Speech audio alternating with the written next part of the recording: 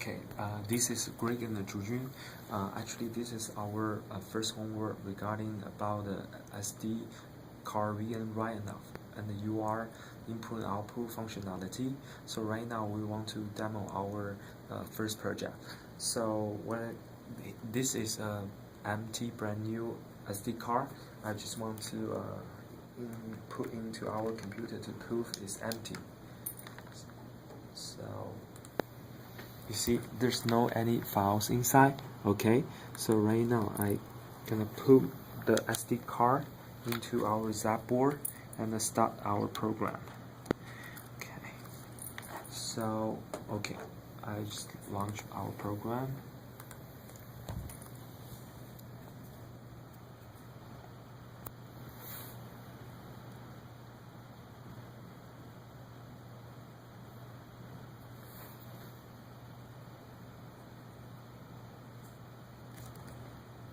Okay, it's gonna be okay.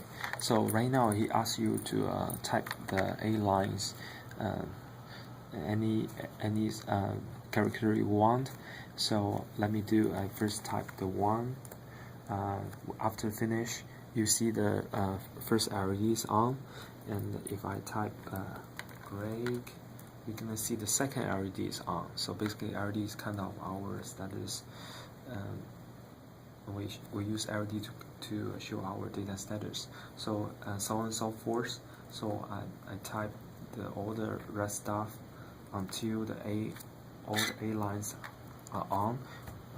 Right now you see it's blinking because after typing finish, we're gonna automatically call in the SD write function, put whatever we type in the screen right into the SD card.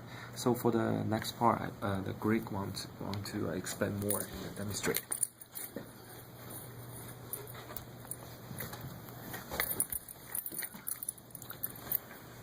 So right now we've entered all 8 lines of text, and it's been written to the SD card, and the LEDs are modulating in brightness to indicate that the SD card has been written, and we're awaiting a button press from the user. So just a quick explanation of what we're doing with the LEDs. We actually wrote a new module to do the pulse width modulation on a per bit basis, so we can individually control each LED with up to 16 levels of brightness for each one, and so that's how we did the 1 LED per line display.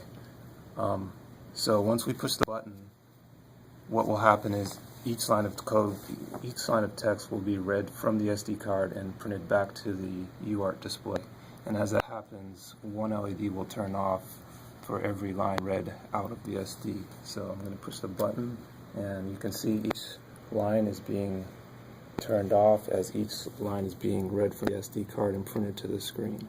So now what we're going to do is pull the SD card from the Z board and verify that what we wrote is actually on the card.